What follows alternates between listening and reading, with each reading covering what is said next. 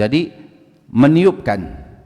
Jadi kalau misalkan kita mau meruqyah itu gitu ya, itu kita coba dulu nih.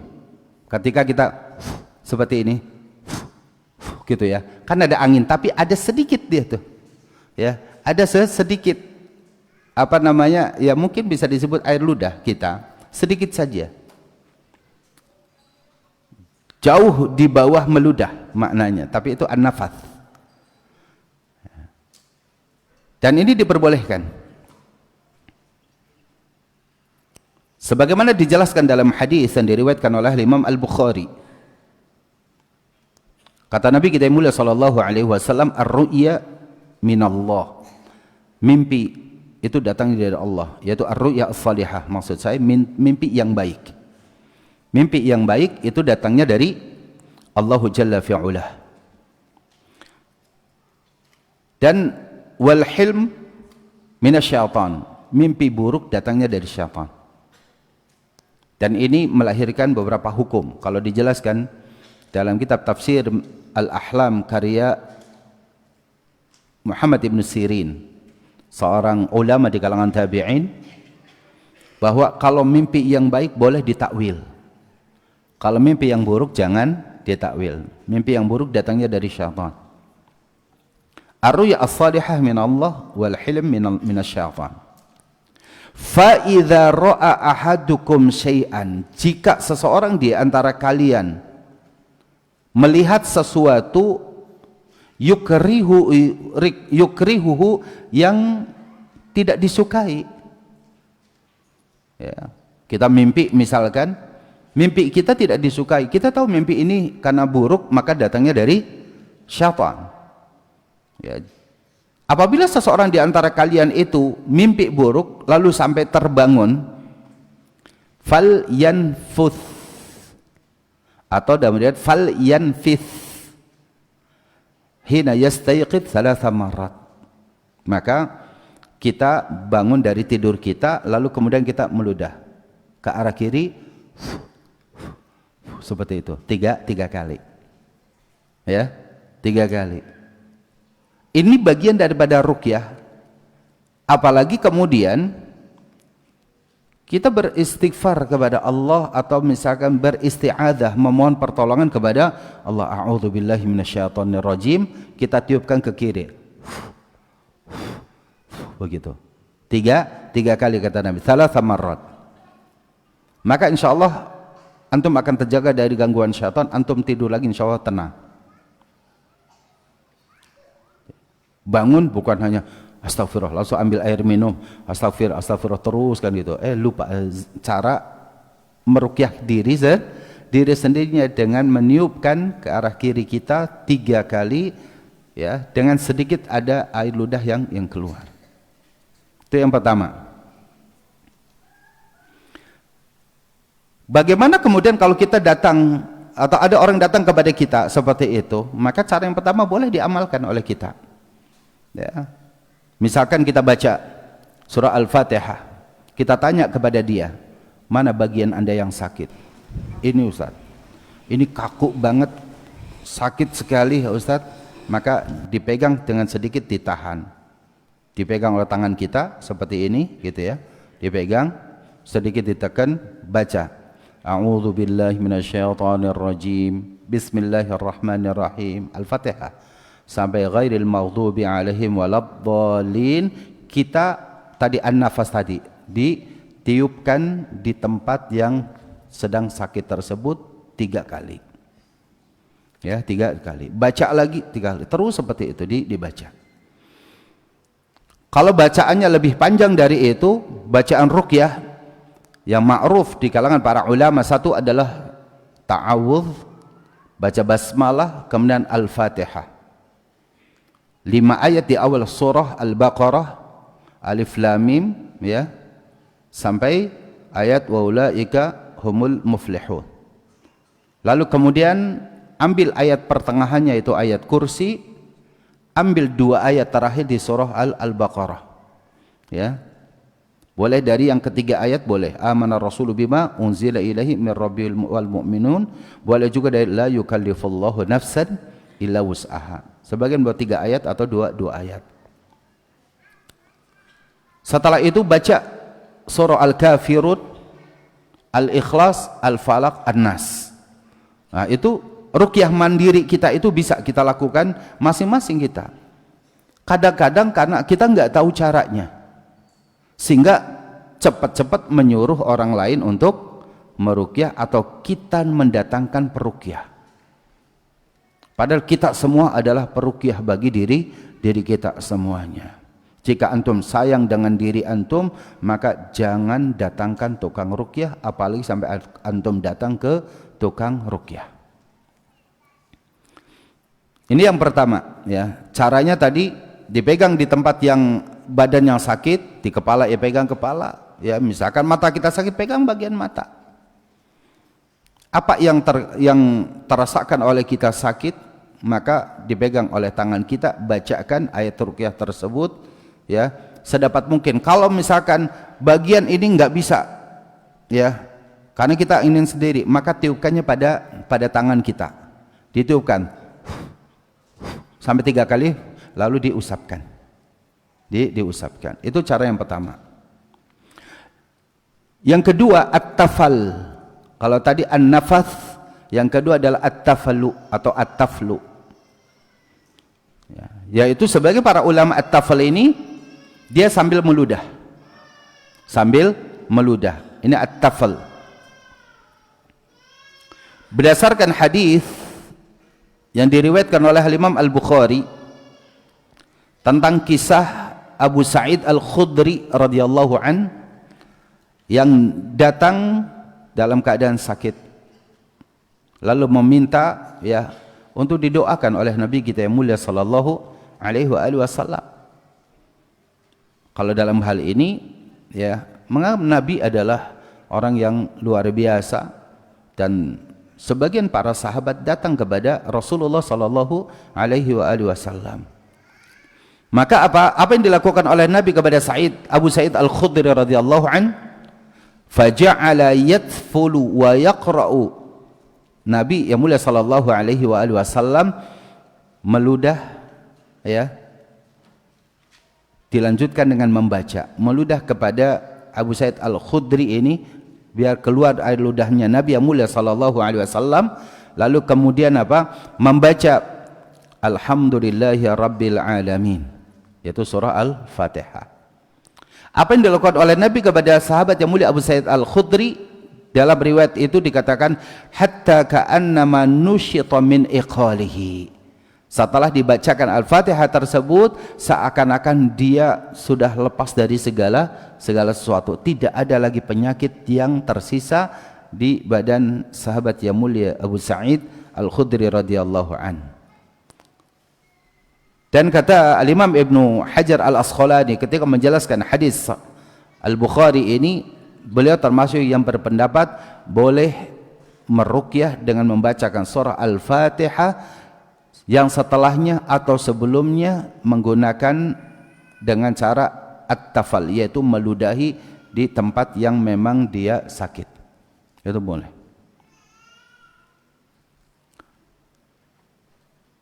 Ada yang dilakukan yang sangat jelas dalam hadis yang dilakukan oleh Nabi kita mulia sallallahu alaihi wasallam pada kisah yang lain. Kalau ini adalah kisah Abu Sa'id Al-Khudri radhiyallahu an, dijelaskan juga dalam riwayat yang lain kisah tentang sahabat Ali bin Abi Thalib radhiyallahu an. Ini yang sangat jelas lagi, di mana malam hari Rasul mengatakan, besok aku akan berikan panji ini kepada seseorang yang dia mencintai Allah dan Allah mencintai dia. Saya akan berikan besok nih, yaitu bendera, ya, untuk peperangan sebagai tanda pasukan muslim. Maka kemudian malam hari itu para sahabat banyak yang tidak bisa tidur karena berharap besok dialah yang mendapatkan untuk memegang tongkat kendali, tongkat komando tersebut. Pada pagi harinya Rasul keluar dan menuju para sahabat, lalu kemudian bertanya, Aina Ali? Aina Ali bin Abi Thalib? Mana Ali bin Abi Thalib radhiyallahu an? Ditanyakan mana? Innahu ishtaka. Kata para sahabat, dia dalam keadaan sakit matanya. Innahu ishtaka. Artinya dia sedang mengaduh karena sakit matanya. Rasulullah SAW mengatakan kepada para sahabat, datangkan Ali kepadaku. Maka kemudian sahabat Ali didatangkan. Ketika didatangkan di hadapan Nabi, Nabi meludah pada kedua mata, ya, meludah, keluar air ludahnya itu ke kedua mata Ali bin Abi Thalib, diusapkan. Setelah itu kemudian fabaro'a, yaitu dia sembuh, seperti tidak ada sakit mata sama sekali. Maka kemudian Rasul memberikan, ini tokat komando aku kasih kepadamu. Ini jelas. Poin yang kedua ini itu diperbolehkan karena berdasarkan hadis yang sahih. Yang ketiga, ikhwatal iman a'azani Allah, ar-ruqyah bil qiraah faqat. Yang ketiga ini adalah meruqyah dengan cukup membacakannya saja. Dan ini yang banyak diamalkan oleh kita. Cukup membaca saja. Orang sakitnya di depan, tanpa kita pegang, tanpa apa, dia dibaca aja gitu ya. Itu banyak seperti itu. Berdasarkan hadis yang diriwayatkan oleh Imam Bukhari dan juga Imam Muslim dari sahabat, dari Ummul Mukminin Aisyah radhiyallahu anha, anna Rasulullah sallallahu alaihi wasallam, kata Aisyah Ummul Mukminin bahwasanya Nabi yang mulia sallallahu alaihi wasallam, kana idza ata maridun, apabila beliau mendatangi atau mengunjungi orang yang maridun, yang sedang sakit, au utiya bihi, atau didatangkan orang sakit di hadapan Nabi, faqala, Nabi lalu kemudian apa, orang sakit itu langsung di depan, ya, di depan Nabi yang mulia sallallahu alaihi wasallam, Nabi mendoakan, ya, adhibin al-ba'th, ya, rabban nas ishfi anta syafi la shifaan illa shifa'uk shifaan la yughadiru saqama. Ini doa yang biasa kita baca. Itu di depannya. Ini juga bagian daripada meruqyah secara syar'i, baik kita datangi orang sedang sakit atau kemudian didatangkan orang sakit kepada kita, baca doa ini di hadapannya tanpa menyentuh bagian anggota tubuh yang sakit, ya, cukup di hadapannya. Ini juga termasuk bagian daripada ruqyah, dan ini yang memang banyak dilakukan oleh kita. Yang keempat, cara meruqyah ini yaitu ar-ruqyatu biturbah, yaitu meruqyah dengan debu yang dibarengi dengan air ludah kita, ya. Nah, ini yang jarang juga diamalkan oleh kita, meruqyah yaitu dengan apa? Dengan at-turbah, yaitu debu yang dibacakan oleh kita. Debu itu kemudian, debu dari mana kita? Debu kalau misalnya begini saja kan nggak nempel. Maka ambil air ludah kita, gitu ya, lalu tempelkan di tanah, lalu kemudian diangkat, itulah yang diusapkan kepada anggota badan dengan doa tadi. Ini yang keempat. Berdasarkan hadis Nabi kita mulia sallallahu alaihi wasallam diriwayatkan oleh Imam Bukhari dan juga Imam Muslim dari Ummul Mukminin Aisyah radhiyallahu anha, Nabi sallallahu alaihi wasallam kana yaqulu lil marid, Nabi mengatakan, mendoakan kepada orang sakit, bismillahi turbatu ardina biriqati ba'dina yashfi saqimuna biizni rabbina. Kata Nabi yang mulia sallallahu alaihi wasallam, bismillah, dengan menyebut nama Allah, yaitu debu dari bumi kita, biriqati ba'dina, dengan air ludah sebagian dari kita, yashfi saqimuna, dan orang yang sakit dia menjadi sembuh, biizni rabbina, dengan izin Rabb kita. Artinya ikhwatal iman azani Allah, kita boleh ketika kita akan meruqyah dengan tanah kita, misalkan ada keadaannya kita lagi jalan, ternyata ada ikhwan kita sakit di tengah jalan seperti itu, maka kita berhenti, lalu kemudian kita baca tersebut, kita baca doa kesembuhan apa saja, lalu kemudian apa, kita ngambil air ludah dari mulut kita, lalu kemudian kita tempelkan di tanah tersebut, lalu kemudian diusapkan mana pada anggota tubuh kita sambil terus membaca doa. Ini cara yang keempat dan ini diperbolehkan. Yang kelima, al-mashu bil yad, Yang kelima, mengusap dengan tangan saja. Mengusap dengan tangan. Ini juga satu kisah Utsman ibn Abil As. Kita dapat di dalam riwayat yang sahih diriwayatkan oleh Imam Muslim. Ya, kisah Utsman bin Abi Al-As, di mana ketika beliau baru saja masuk ke dalam Islam. Sebelumnya, sebelum masuk dalam Islam, sehat-sehat saja. Tapi ketika baru asyhadu an la ilaha illallah wa asyhadu anna Muhammadar Rasulullah, setelah itu tidak lama langsung sakit terus, setiap hari hampir sakit. Maka beliau bercerita, setelah aku masuk ke dalam Islam, Allah mengujiku dengan sakit yang terus menerus. Datang kepada Rasul, minta untuk apa? Diobati. Maka apa kata Nabi? Do' yadaka alladhi ala alladhi ta'allama min jasadik. Nabi menyuruh Utsman bin Abil As, letakkan tanganmu di atas anggota tubuh yang sedang sakit. Mana yang sedang sakit? Yang paling terasa sakit. Wa qul bismillah, bismillah, bismillah. 3 kali ngucapinya. Maka ini boleh diamalkan oleh kita. Kalau kita sering sakit, maka apa? Usap dengan tangan kita pada anggota badan kita yang sakit dengan membaca bismillah, bismillah, bismillah 3 kali, lalu 7 kalinya setelah bismillah 3 kali, baca 7 kali kalimat yang sering kita baca di zikir pagi, a'udzu billahi wa qudratihi min syarri ma ajidu wa uhadhiru.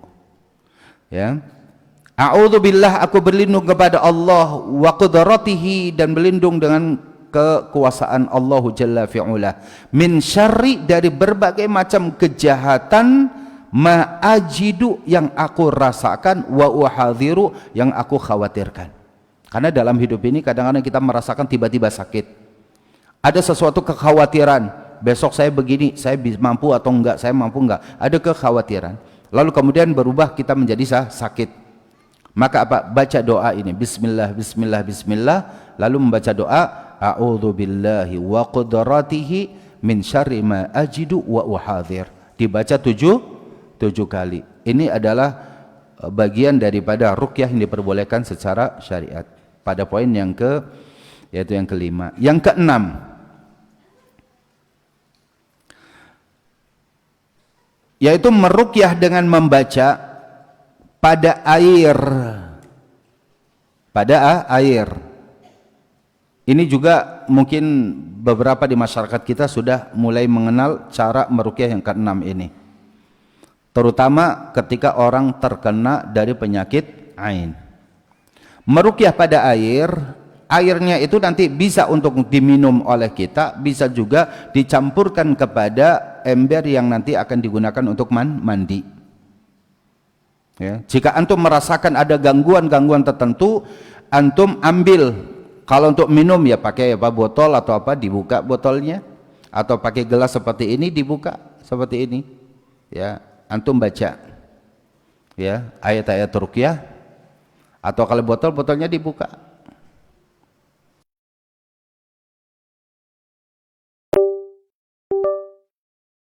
Di depan kita baca dari mulai Al-Fatihah tadi, kemudian ayat kursi, kemudian ini semuanya dibaca ya. Kalau kita gangguannya agak aspek orang lain yang hasad kepada kita, antum boleh ambil daun bidara. Ya, antum ambil daun bidara. Antum remukkan daun bidara itu, dimasukkan ke dalam ember. Ya. Nanti kemudian pas antum mandi, itulah yang digunakan untuk mandi. Insya Allah kalau ada orang yang kita yang terkena ain, ada orang yang jahat kepada kita, maka itulah yang salah satu cara untuk bisa menghilangkan pengaruh-pengaruh buruk dari kejahatan jin yang sengaja dikirimkan oleh orang kepada kita. Kalau kita sekarang tambah dengan 2 tadi air minumnya, kita bacakan, tapi air minum nggak usah dikasih daun bidara. Ya, takutnya nanti antum nggak suka malah dibuang. Jadi itu dengan membaca.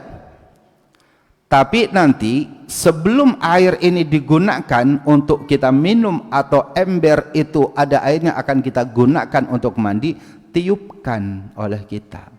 Kita baca tadi ini seperti ini, kita baca. Saya sering mengobati anak-anak yang sakit. Kadang-kadang saya ambil gelas lalu saya bacakan, terutama apalagi kalau zam-zam kita bacakan gitu, lalu kemudian kita minumkan pada anak tersebut. Atau kalau misalkan pada badan yang sakit di mana, maka saya masukkan tangan kita di air itu tersebut, kita usapkan pada ubun-ubunnya, pada anggota badan yang sakit. Itu cara kita meruqyah, ya. Dengan kita membacakannya lalu meniupkan pada air tersebut. Kalau untuk diminum silakan diminum. Kemudian kalau ember yang untuk mandi silakan dibawa ke kamar mandi untuk mandi. Sebagian kecil ada yang membolehkan di kalangan para ulama, meskipun itu tidak disukai. Termasuk Abdullah bin Mas'ud tidak menyukai cara yang ketujuh.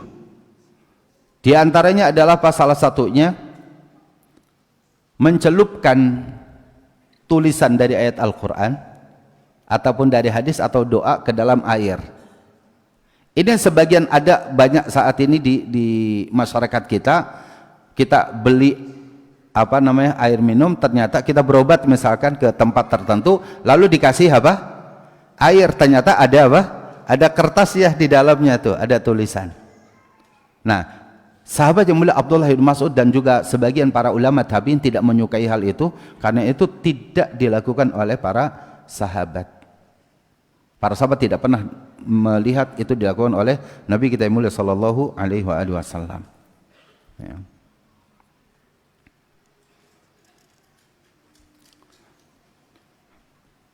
Bukti bahwa Rasul sallallahu alaihi wasallam mengobatinya yaitu dengan membacakan lalu meniupkan kepada air. Ini riwayat yang diriwayatkan oleh Imam At-Tabrani dari sahabat Ali bin Abi Thalib radhiyallahu an. Suatu ketika Rasul sallallahu alaihi wasallam sedang salat. Rasulullah sallallahu alaihi wasallam sedang salat. Tiba-tiba ada kalajengking mendekat ke kaki Nabi dan menyengat kaki Nabi yang mulia sallallahu alaihi wasallam. Antum bisa bayangkan seorang nabi yang dijaga oleh Allah Subhanahu wa taala tetap tidak luput juga didatangi seekor kalajengking yang dia dia datang tiba-tiba ke kaki Nabi dan kemudian menyengatnya. Apa kata Nabi yang mulia sallallahu alaihi wasallam? Ketika tersengat seperti itu, Nabi mengatakan la'anallahul aqrab. Semoga Allah melaknat kalajengking ini. La tada' musalliyan wala ghairahu. Dia tidak membiarkan orang yang sedang salat, sedang beribadah kepada Allah Subhanahu wa taala masih didatangi juga untuk disengat. Ya. Maka Nabi mengatakan laknatullahi la'anallahul aqrab. Semoga Allah melaknat siapa? Kalajengking. Maka kalajengking ini binatang yang terlaknat. Kalau ada harus dibunuh. Ya. Kenapa? Karena dia tidak akan pernah bisa meninggalkan seorang muslim hatta dalam dia sedang ibadah pun kalau bisa diganggu-ganggu. Antum bisa tahu salat Nabi itu bisa lama. Yang kita bisa bayangkan jalannya racun yang ditimbulkan dari sebab sengatan itu dengan lamanya salat. Ya. Kok Nabi sampai kena Ustadz? Kalau saya ada yang dekat saya lari, ya kan? Ada Nabi khusyuk sholatnya. Kalau kita sholat ngadepnya kemana-mana, maksudnya ke tempat sujud ngeliatnya ke kaki, gitu kan? Lagi kita ruku mestinya kita ke tempat sujud ngeliatnya ke kaki lagi, kan gitu. Kadang-kadang ada kecoa sedikit kita udah langsung ribut gitu ya. Nabi sampai itu. Nabi tidak mengetahui ternyata al-aqrab itu, kalajengking itu mendekat. Sampai Nabi mana itu? Ini kalajengking, semoga Allah melaknatnya. Dia tidak membiarkan orang yang sedang sholat biar aman dalam sholatnya, tetap juga dikena sengatan tersebut. Maka kemudian summa da'a bima'in. Nabi kemudian meminta kepada sahabat setelah sholat ambilkan air, wa milhin dan garam. Jadi ada air lalu kemudian dimasukkan garam ke dalam air tersebut. Nah, ini kalau kita terkena sengatan binatang ataupun misalkan semut merah ya yang sangat gatal tuh seperti itu, nggak apa-apa itu, kasih air, kasih garam, lalu kemudian celupkan tangan kita dan usapkan. Diusapkan. Karena Nabi melakukan hal itu.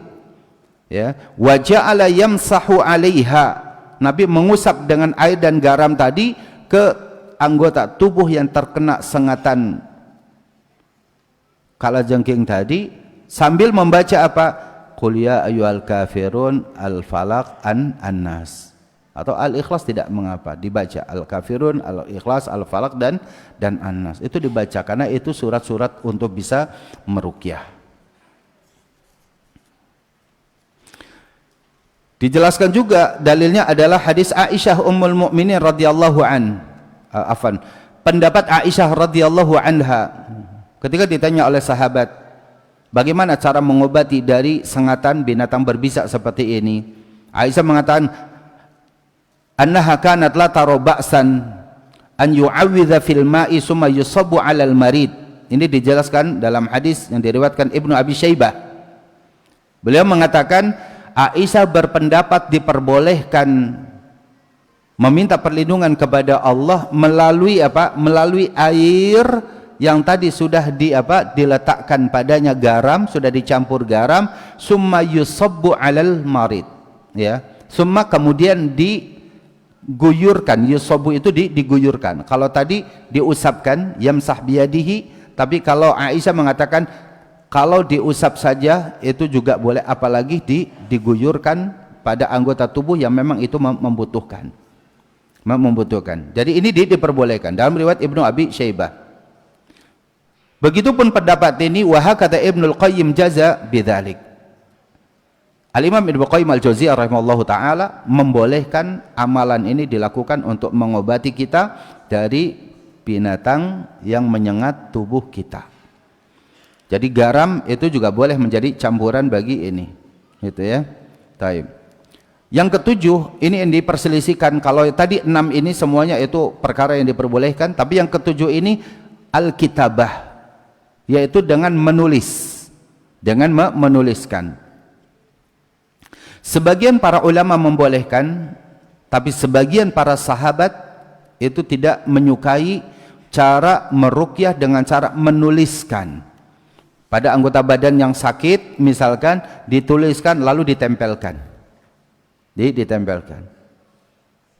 Siapa saja ulama yang membolehkan, Ustaz? Al-Imam Ibnu Qayyim membolehkan hal itu, dan beliau mengambil riwayat dari gurunya Syekhul Islam Ibnu Taimiyah rahimahullah tabaraka wa taala. Seperti dalam penjelasan Al-Istishfa bil Quran di bab kitab beliau tentang bagaimana mengobati dengan Al-Quran, salah satu yang dibawakan oleh Imam Ibnul Qayyim adalah mengobati dengan cara menuliskan. Ya. Ayat misalkan 10 ayat di awal atau berapa ayat di awal surat Al-Insyiqaq misalkan, idzas samaa'un syaqqat wa adinat li rabbiha wa huqqat wa idzal ardu muddat wa alqat ma fiha wa takhallat, itu dituliskan pada kertas. Lalu kemudian apa? Ketika itu bagi yang mimisan, sering keluar darah dari hidung, dia berbaring, lalu kemudian tuliskan itu ditempelkan di jidatnya. Udah gak usah dibacakan, tapi ditempelkan saja gitu. Itu seperti itu. Ada yang kemudian ayat tertentu dituliskan, lalu kemudian bagi ibu yang sulit melahirkan, ada gangguan, ya, dia akan melahirkan tapi lama proses persalinannya, maka tuliskan ayat lalu ditempelkan di perutnya. Itu juga bagian dari apa yang diperbolehkan, termasuk oleh Syekhul Islam Ibnu Taimiyah rahimahullah taala dan juga Imam Ibnul Qayyim Al-Jauziyah murid beliau. Akan tetapi seorang ulama tabi'in setelah sahabat Abdullah bin Mas'ud adalah seorang ulama tabi'in, Al-Imam Ibrahim An-Nakhai. Ini seorang ulama yang lahir kurang lebih tahun 46 Hijriah dan wafat tahun 96 Hijriah. Al-Imam Ibrahim An-Nakhai, seorang ulama yang awalnya dia berkelahiran keturunan Yaman, lalu kemudian hingga usia dewasanya dia berguru kepada para ulama, termasuk Al-Imam Muhammad, termasuk kepada punya murid-murid ketika berada di wilayah Irak. Beliau sangat ahli dalam masalah fikih. Al-Imam Ibrahim An-Nakhai, beliau membenci pengamalan ruqyah yang dilakukan dengan cara menuliskan. Jadi dari ulama tabi'in pun ada, dari sahabat ada, dari ulama tabi'in ada. Bahkan mengatakan apa? Ya termasuk Al-Imam Ibnul Arabi, Al-Imam Muhammad Ibn Sirin, itu yang tidak menyukai meruqyah dengan cara menulis. Qalu, mereka mengatakan innaha bid'atun, itu perkara bid'ah. Sampai menjelaskan bahwa ini termasuk perkara bid'ah. Ya. Ini poin yang ketujuh. Ya.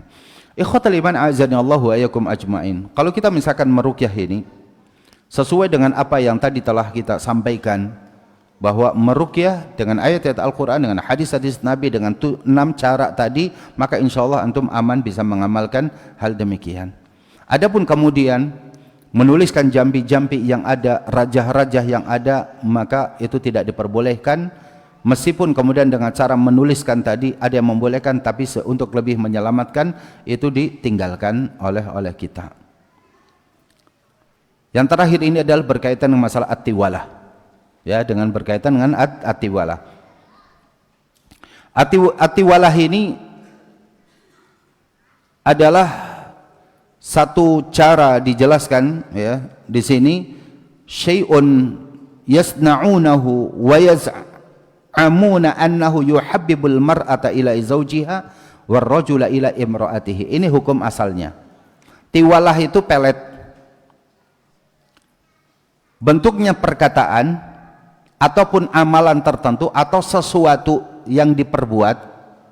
Jadi awalnya adalah perkataan, ya, ataupun kemudian perbuatan, atau kemudian sesuatu apa saja yang diperbuat. Tujuannya adalah apa?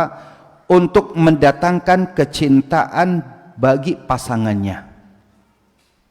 Suami biar tambah sayang dengan istri, istri biar tambah sayang dengan suami, menggunakan kalimat-kalimat tertentu atau sikap-sikap tertentu atau perbuatan-perbuatan tertentu.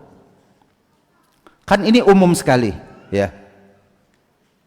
Apakah menggunakan kata-kata untuk mendapatkan kasih sayang pasangannya? Enggak boleh. Masa kita misalnya seorang istri mengatakan sayang, masa enggak boleh? Betul enggak? Seorang istri mengatakan kepada suaminya begitu, seorang suami mana kepada istrinya, adikku tercinta, kakanda yang tersayang, dan kalimat-kalimat apa, masa enggak boleh kalimat itu? Betul enggak? Boleh atau enggak? Boleh. Menggunakan panggilan-panggilan saya sebagaimana sering kita dengar, ya. Apa yang menjadi kesukaan? Misalkan ya habibati qalbi, ya habibata qalbi, dugai kekasih hatiku misalkan. Masa enggak boleh kalimat itu?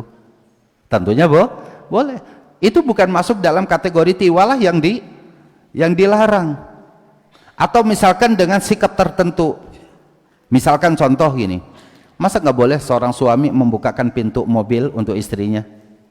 Menutupkan pintu mobil untuk apa? Kan sikap dia, perbuatan. Atau memasakkan sesuatu, membuat sesuatu, memberikan hadiah untuk bisa mendatangkan cinta dan kasih sesama pasangan. Boleh atau enggak? Boleh. Kata sang suami mengatakan, Umi, biarkan Umi istirahat, Abi yang masak sore hari ini. Senang sekali itu. Ya, Umi istirahat saja, biar Abi yang masak. Mau dimasakin apa? Boleh atau enggak? Boleh dong. Justru itu matlub. Itu sesuatu yang apa? Sesuatu yang dicari oleh kita, oleh pasangan. Atau mungkin seorang istri mau masak itu bingung. Ini mau masak apa maksudnya? Dia bertanya, Mas mau dimasakin apa? Boleh enggak? Boleh, biar aku yang masak. Mas istirahat aja. Nah, kita masak tuh. Istri kita masak. Boleh. Tapi itu bukan bagian daripada tiwalah. Ya, yang memang itu dilarang dalam syariat. Tapi tiwalah yang dimaksudkan di sini itu adalah apa? Kalimat-kalimat tertentu, baik itu diambil dari ayat Al-Qur'anul Karim atau hadis Rasul atau perkataan orang yang itu tidak diperbolehkan. Antum mengamalkan surah, misalkan kan dia naksir sama orang, lalu kalau dibacakan ayat ini meyakini betul ayat itu, maka kemudian akhirnya orang jadi tergila-gila kepada kita.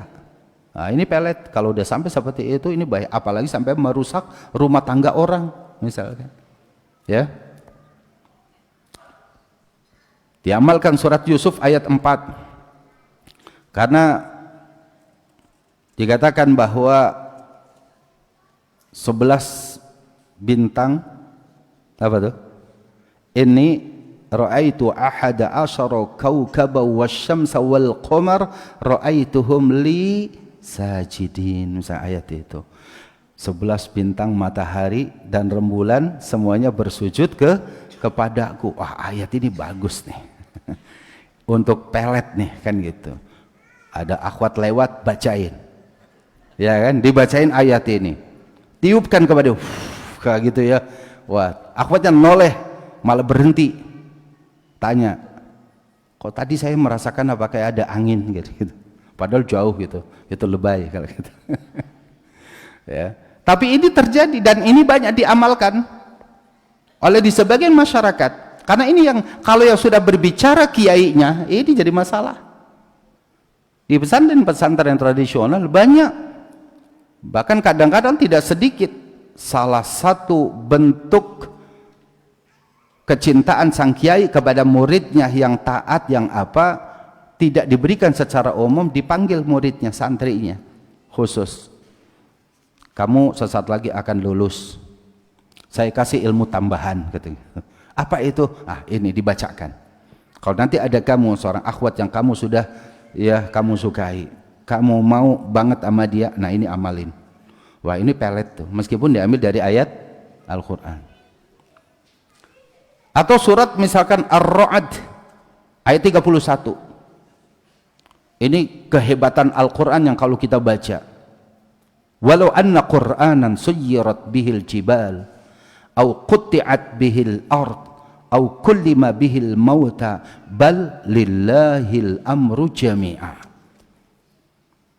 Ya, seandainya ada bacaan yang dibacakan yang membuat gunung itu bergetar, kata dia gitu. Begitu, ya. Suyyirat bihil jibal au qutti'at bihil ardu, bumi itu kemudian dia akan terpotong-potong. Ya.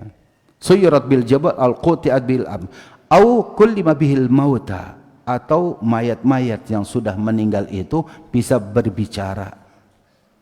Balillahil amru jami'a, akan tapi milik Allah lah semuanya. Itu maknanya adalah kalau orang sekarang biarkan gunung-gunung itu akan kudaki, lautan akan aku seberangi, kan begitu. Untuk mendapatkanmu maka tidak ada penghalang, aku akan datang. Waduh, mantap tuh. Nggak ada yang bisa menghalangi dia tuh. Ayat itu dibaca tuh, surat Ar-Ra'd ayat 31 tadi. Tujuannya untuk apa? Tujuannya untuk pengasihan, agar orang ngasih kita, agar orang cinta kepada kita, agar orang tertarik dengan kita. Nggak boleh. Cerita tentang Nabi Yusuf misalkan, kita pengen punya anak gantengnya kayak Nabi Yusuf, akhirnya istrinya lagi hamil, bacain surat Yusuf. Ya, pengen anak kita solehah, dibacain surah Maryam misalkan. Nah, ini bagian juga dari apa? Menjadikan suatu itu sebagai tiwalah bagi kita, yang sejatinya itu tidak dibenarkan. Masih banyak sekali ayat-ayat yang sering dijadikan itu, atau hadis-hadis Rasul, atau doa-doa dan yang lainnya. Dan yang paling buruk dilakukan dalam tiwalah ini ketika bertujuan mengganggu istri orang, suami orang, untuk dia keluar dari kecintaan kepada pasangannya. Dan ini masuk dalam bagian at-tiwalah, kata para ulama, termasuk minas sihr. Ya, tiwalah ini bagian daripada ilmu sihir. Kenapa? Tujuannya as-sarf, yaitu memalingkan dengan kalimat-kalimat ini. Dan Allah tidak menyukai itu. Rasul SAW tidak menyukai hal demikian. Kalau kita mau menjadikan Al-Quran itu sebagai ya bagian dari cara mengajarkan untuk mendatangkan cinta dan kasih, pengamalannya yang diamalkan. Ayat itu maksudnya apa, itulah yang kemudian kita amalkan. Ya, jangan sampai kemudian itu dijadikan sebagai jampi-jampi yang kau untuk mendatangkan kasih atau untuk menarik apa? Pelanggan datang ke toko kita. Nah, itu biasanya juga tiwalah. Bagian daripada tiwalah itu juga. Ya, orang biar dia datang kepada toko kita, kita bacakan. Setiap ada orang yang lewat, kita bacain ayat itu, maka orang itu tiba-tiba ya, dia putar balik kepada kita, udah jauh tuh muter balik ke kita setelah kita membaca itu kepada orang yang lewat misalkan. Itu enggak boleh dilakukan oleh kita. Kenapa? Karena satu, itu tidak dilakukan oleh baginda Rasulullah SAW dan para sahabat, dan Al-Quran bukan untuk perkara itu, tapi pengamalan ayat-ayat Al-Quran dan hadis Nabi itulah yang harus dijadikan oleh kita sebagai amalan harian kita. Yang kedua, agar kita tidak bertawakal kepada sebab, tapi kita bertawakal kepada yang memberikan sebab itu, yaitu Allahu Jalla Jalaluhu. Nah, inilah beda antara kita meruqyah dengan kemudian memelet. Meruqyah sangat jelas sekali, memelet itu adalah sesuatu yang keluar dari bagian syariat agama kita yang harus ditinggalkan oleh kita semuanya. Taib. Inilah ikhwatal iman a'azani Allah, pembahasan di bab 8 yang dibawakan oleh Syekhul Islam Muhammad ibn Abdul Wahhab rahimallahu tabaraka wa taala. Semoga yang sedikit ini memberikan manfaat untuk kita semuanya. Aku qouli hadza wa astaghfirullah li wa lakum. Kita buka sesi bersoal dan jawab beberapa menit ke depan insyaallah. Tafadhal. Insyaallah, jazakallahu khairan Ustaz atas ilmunya. Insyaallah. Tidak terasa udah 1 tahun Ustaz kita di sini Ustaz. Insyaallah. Alhamdulillah. Jamaahnya alhamdulillah masih istiqomah Ustaz, enggak berkurang Ustaz. Ya. Kalau belajar akidah itu setannya banyak biasa. Ya. Kalau belajar akidah, tauhid, ini setannya banyak. Kenapa? Memang setan tidak mau kita itu kuat tauhidnya. Ya. Tapi kalau belajar tentang membangun rumah tangga, ekonomi syariah, saya yakin banyak. Bayar mahal pun tetap harus bayar. Tapi semoga kita semua istiqomah. Amin. Alhamdulillah sampai akhir hidup kita Ustaz ya. Alhamdulillah. Ada pertanyaan Ustaz. Assalamualaikum warahmatullahi wabarakatuh. Assalamualaikum. Izin bertanya Ustadz, bagaimana dengan uang bibit, yaitu mengkoleksi uang dengan nomor seri uang tertentu yang kemudian disimpan dan diamkan saja. Uang dengan nomor seri ganjil saja, genap saja, atau yang belakangnya 786. Memang ada beberapa keyakinan yang meyakini bahwa hal tersebut dapat mendatangkan uang lainnya. Tapi kalau niat kita tidak begitu, apa saja boleh Ustadz, hanya sekedar koleksi atau menjadikannya dana darurat. Mohon pencerahannya Ustadz. Ya, pertama kita sampaikan innamal a'malu binniyat wa innamal likulli imri'in ma nawa. Ya, itu ayat tentang niat itu juga harus kita pahami. Bahwa mengkoleksi uang ya bagus-bagus saja, boleh-boleh saja selama itu tidak terlarang, karena ada aturan negara. Misalkan antum koleksi uang-uang tertentu, lalu uang itu hilang dalam peredaran, antum dicari sama pemerintah itu.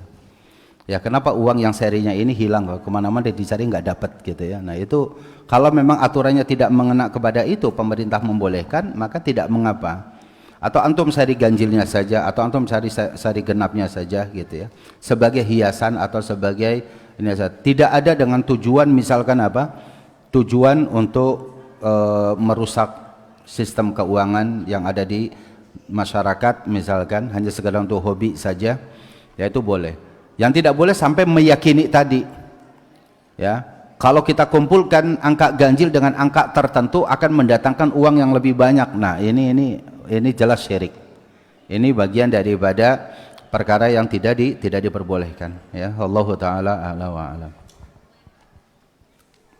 Tadi saat kajian dijelasin sama Ustadz, bacaan-bacaan ruqyah itu Al-Ikhlas, Al-Falaq, An-Nas, Al-Kafirun Ustaz, Al-Fatihah Ustaz. Ya. Tapi pada hakikatnya sebenarnya kita bisa ngeruqyah diri kita sendiri dong Ustaz ya? Ya, betul. Tadi udah kita sampaikan. Iya. Setiap kita harus belajar bisa meruqyah diri kita sendiri. Yang kita latih itu bukan bacaannya, tapi keyakinan dalam hati kita. Ayat Al-Quran, dengan sebab ayat Al-Quran yang kita baca, Allah akan menyembuhkan kita. Ya. Jadi Afan Ustadz, dulu ada ikhwan ini yang suka baca buku Mujarobat lengkap. Ya. yang isinya semua tentang rajah Ya. yang berbau kesyirikan, bagaimana anak bertobat dari dosa seperti itu, dan buku ini masih ada di rumah orang tua anak. Bolehkah anak membakar buku tersebut tanpa sepengetahuan orang tua? Ya, mujarobat ini adalah salah satu upaya para dukun sebenarnya. Ya. Saya juga dulu sebagiannya hafal ilmu mujarobat ini, gitu ya. Ya, itu ilmu mujarobat. Setelah saya tahu mujarobat itu ya perkara yang dicoba-coba kan. Masa dari kalimat jarroba yujaribu, itu ilmu tentang pengalaman, bukan ilmu namanya gitu. Itu tentang pengalaman orang, gitu ya. Dan itu bisa raja-raja itu menggunakan jasa jin dan yang lain-lain.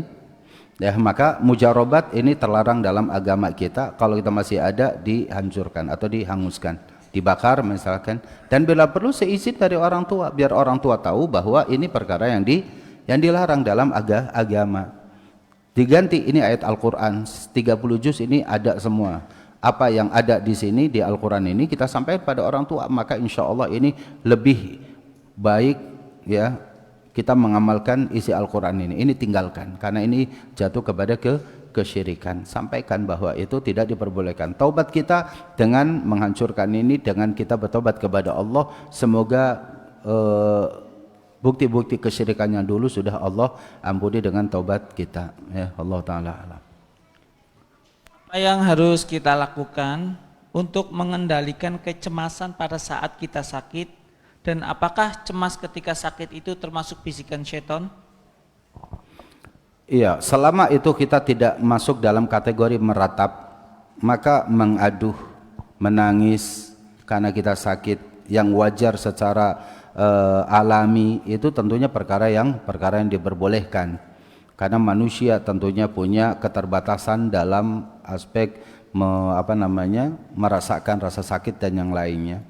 Ya, tapi kemudian kalau sampai kemudian meratap, meninggalkan ketawakalan kita kepada Allah, maka itu perkara yang tidak diperbolehkan.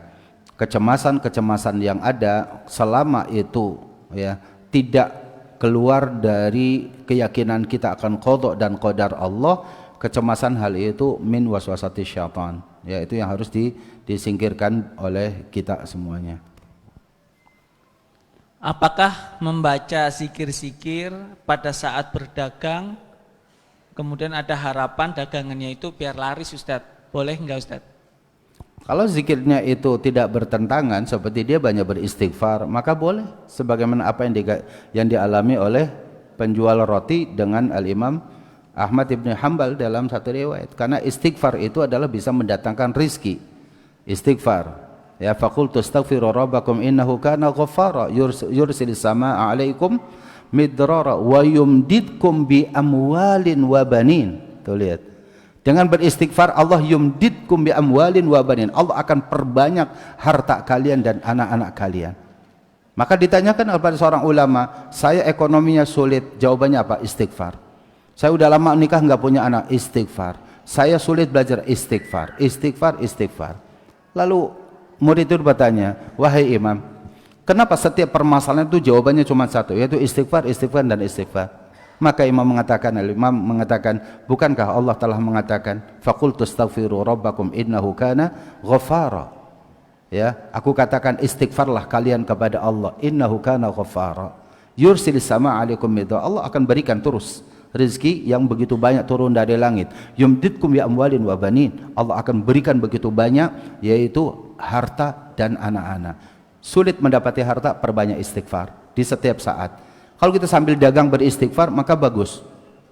Ya, kita sambil dagang apa saja beristighfar, perbanyak istighfar. Insya Allah Allah akan kirimkan para konsumen untuk beli kepada kita.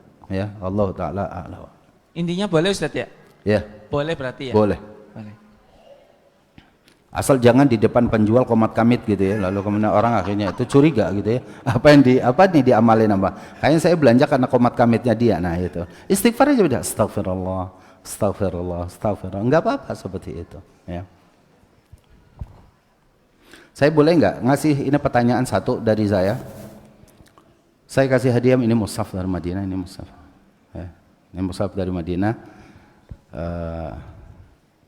tapi satu aja, ikhwan maupun akhwat, Boleh. Siapa yang atau ikhwan satu, akhwat satu juga boleh. Tapi yang satunya ada di mobil. Nanti kita bisa minta. Itu ya. Siapa yang mau jawab duluan?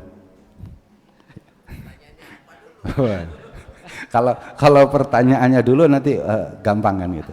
Siapa yang berani dulu gitu? Oh, cuma tahu. Satu. Ya. Afwan, bisa tolong sebutkan 3 saja cara meruqyah dengan benar. Cara meruqyah dengan benar. Ya, tafadhal. Yang pertama dengan cara nufuz, yaitu mengucapkan ayat-ayat Al-Quran, kemudian ditiupkan dengan sedikit ada ludah gitu, Ustaz. Ya. Kemudian yang kedua dengan cara mengusapkan ke suatu yang area tubuh yang sakit, kemudian dibacakan doa. Ya. Terus yang ketiga kemudian diambil debu tanah, kemudian dicampurkan dengan ludah kita, kemudian diusapkan kepada area Itu tubuh. ambil tanah dulu campur ke mulut atau ambil ludah? Ludah. Kan begitu ya? Ambil ludah dulu baru Iya, ke ludah dulu apa? Ke ludah dulu, kemudian campur tanah, Betul. debu, kemudian diusapkan ke area tubuh yang sakit, kemudian dibacakan doa. Ahsant, jazakallah khair. Ini dapat hadiah mushaf insyaallah antum. Ya. Akhwat ada akhwat? Akhwat ada yang mau siap jawab? Ayo. Ya, mushaf satu lagi. Ada akhwat?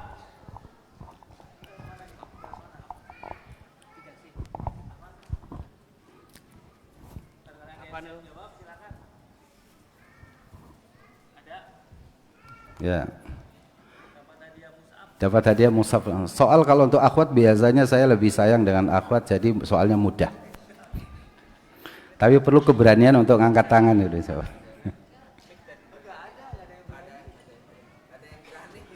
Ada umahat? Nggak ada. Saya berikan nama ikhwan ya, jangan nyesel ya. Saya berikan kepada ikhwan. Siapa yang mau? Nggak apa-apa. Coba antum. Ya, fadhol. Tadi. Iya. Baik. Pertanyaannya gini. Apa yang dimaksud dengan tiwalah? Ya, ini maksud dengan tiwalah. Tiwalah itu yang dimaksud adalah kalimat atau perbuatan yang menggunakan ayat-ayat ataupun ya ayat-ayat dari Al-Quran untuk tujuan atau maksud memikat atau mendatangkan manfaat untuk dirinya. Memanfaatkan, memikat ya. Iya. Memikat kecintaan orang untuk ya, dirinya kepada pribadi kita gitu ya. Ya. Taib, jazakallah khair. Kau kan dapat. Ya. Masih ada sisa Ya. satu pertanyaan Ustaz. Ya. Lanjut Ustaz ya. Ya, boleh. Ya. Pelet atau tiwalah cocok nih tadi. Ya. Tiwalah tujuannya adalah mempengaruhi hati dan akal seseorang agar mencintai si pelaku secara tidak wajar. Pertanyaan saya, jika korban pelet tersebut sampai melakukan hal yang dilarang syariat, misalnya berzina atau membangkang pada orang tua di bawah pengaruh sihir tersebut, apakah dosa tersebut tetap dibebankan kepada si korban atau ia dianggap dalam kondisi terpaksa sehingga gugur dosanya?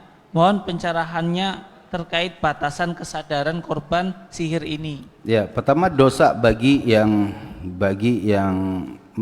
melakukan tiwalahnya itu jelas dia berdosa gitu ya, karena dia akan mempengaruhi dengan sihirnya itu seseorang bisa berbuat pada sesuatu yang tidak wajar. Tapi yang kedua, bagi yang korbannya juga berdosa karena dia kan tetap dia kan tidak tahu pada posisi dia tidak tidak mengetahui bahwa dia sedang tersihir atau yang lain. Ada masa-masa dalam dalam praktek kesihiran itu ada masa-masa kesadaran. Ya, dan pada saat masa-masa kesadaran itu dia dituntut untuk berbanyak istighfar, dia berbanyak untuk bertaubat, tetap beribadah gitu ya, dan yang lain-lain. Jangan sampai kamu mengatakan saya kayaknya sedang disihir, nah akhirnya ngikuti aja gitu kan, enggak. Dia harus tetap ada upaya sendiri.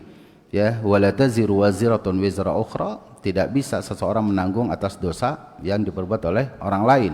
Dia punya kewajiban untuk memperbaiki keadaan dirinya, beristighfar, bertobat, dan sehingga keyakinan-keyakinan itu hilang dari dirinya, ya.